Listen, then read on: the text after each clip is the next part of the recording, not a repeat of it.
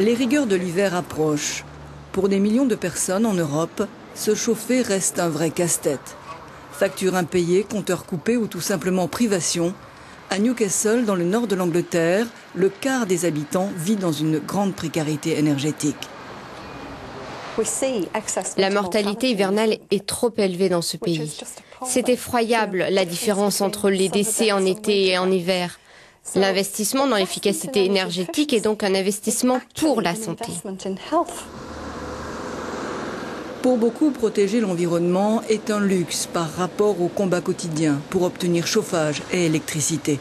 Des maisons efficaces énergétiquement alimentées par des sources d'énergie plus propres, voilà l'approche promue par la campagne énergie durable pour l'Europe de l'Union européenne. Jeune mère célibataire, Liza vit dans le quartier délabré de Walker à Newcastle. En hiver, elle dépense plus du quart de ses allocations hebdomadaires pour chauffer son logement social et cela ne suffit pas pour le rendre vivable pour elle et sa fille d'1 an. Il a fait très froid. Normalement, on allume le chauffage en permanence et ça coûte beaucoup d'argent. Il fait glacial d'habitude.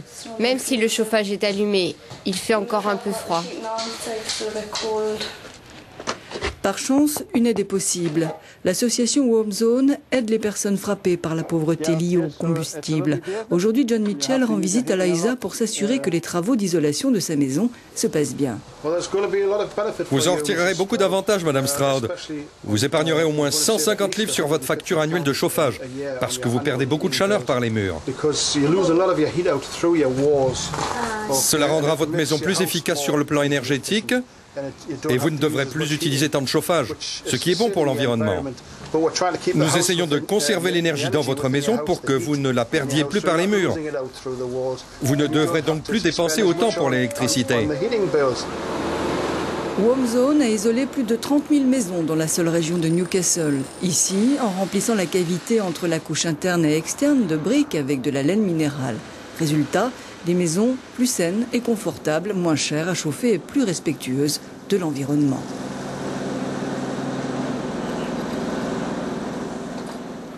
Une autre façon d'agir, c'est de passer à des sources d'énergie alternatives qui peuvent s'avérer bien meilleur marché et moins polluantes que l'énergie traditionnelle.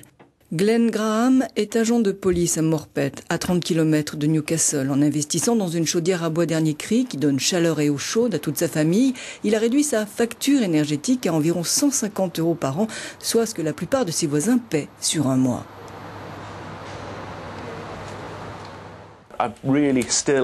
Je dois encore me pincer pour y croire.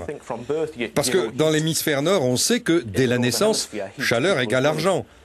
Mais pour nous, ce n'est plus le cas, et ça fait vraiment bizarre. Tandis que les pays riches se demandent comment économiser de l'énergie et s'inquiètent de l'augmentation des factures, un tiers de la population mondiale n'a pas le luxe de recevoir chaleur, lumière ou courant en appuyant sur un bouton. Dans les pays en développement, plus d'1,5 milliard de personnes n'ont pas d'électricité. Nous sommes au nord du Sénégal, non loin de la frontière avec la Mauritanie. Dans les campagnes, seulement 4% de la population a accès à l'électricité et moins d'1 personne sur 100 a le téléphone. C'est ce que Vincent Stacchetti d'Électriciens sans frontières essaie de changer. Cette ONG française a introduit l'électricité solaire dans des écoles et hôpitaux de 60 villages isolés du nord du Sénégal qui ne sont pas reliés au réseau national. Aujourd'hui, Vincent Stacchetti vérifie si un système solaire qui vient d'être installé fonctionne correctement. Oui. Et les enseignants, ils viennent avec vous pour travailler? Lorsque vous utilisez le voyant vert lorsqu'il clignote, que vous ayez de l'argent pour... Presque toutes les maisons de ce village n'ont pas d'électricité et l'arrivée de la lumière à l'école permet aux élèves d'étudier à la nuit tombée. Selon le directeur, l'impact sur les résultats scolaires est spectaculaire. Actuellement, les enfants, on connaît, ne peut pas se prétexter de dire qu'il n'a pas appris sa leçon parce qu'il n'a pas d'électricité. Ce n'est plus un prétexte maintenant. Les enfants maintenant ont les moyens d'apprendre des leçons, c'est ce qui fait que quand ils apprennent les leçons, ça ne fait qu'améliorer la qualité de l'apprentissage. Ça ne fait qu'encore, on voit ça sur le résultat et sur le taux de rendement. Ça se voit nettement.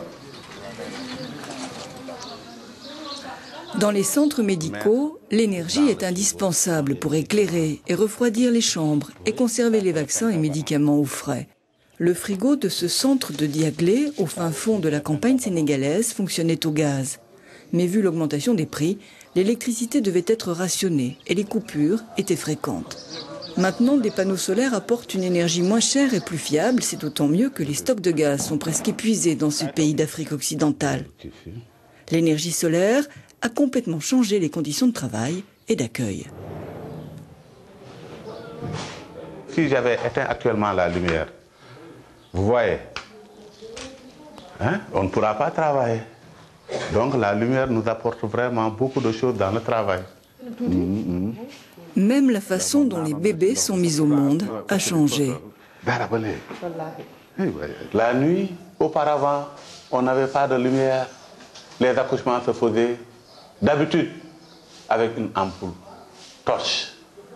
C'est ce que la matrone confirmait. Il lui fallait prendre son ampoule pour la mettre ici au niveau du cou, bloquer ici comme ça, pour pouvoir faire un accouchement la nuit.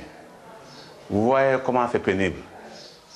Donc, la lampe, l'énergiste, nous a amené beaucoup de choses et surtout des changements de comportement. Le docteur Batili est l'un des rares habitants du village à avoir l'électricité à la maison. Mais même lui n'a pas assez de courant pour alimenter son ordinateur et sa cuisine est dénuée d'appareils électriques. Vincent Stachetti se rend souvent au Sénégal pour s'assurer que l'équipement solaire est bien entretenu. Mais le succès du projet d'Électriciens sans frontières, on le doit en fin de compte aux Sénégalais eux-mêmes. L'ONG collabore étroitement avec le centre de formation local.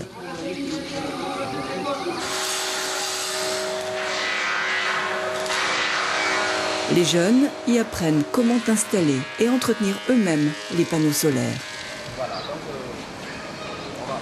Faire mieux connaître le potentiel des énergies renouvelables, c'est la mission des petits tournesols dansants de Solar Solidarité, une ONG belge. La vente de ces fleurs solaires a aidé à financer le projet sénégalais. Le potentiel de l'énergie solaire est absolument colossal. En effet, l'énergie solaire qui arrive sur Terre représente 10 000 fois les besoins énergétiques des humains, ce qui montre que l'abondance est possible pour tous. L'énergie est un droit pour tous. Pourtant, nombreux sont ceux dans les pays développés et en développement à qui ce droit est refusé. Et ces petits tournesols viennent rappeler que des solutions sont possibles.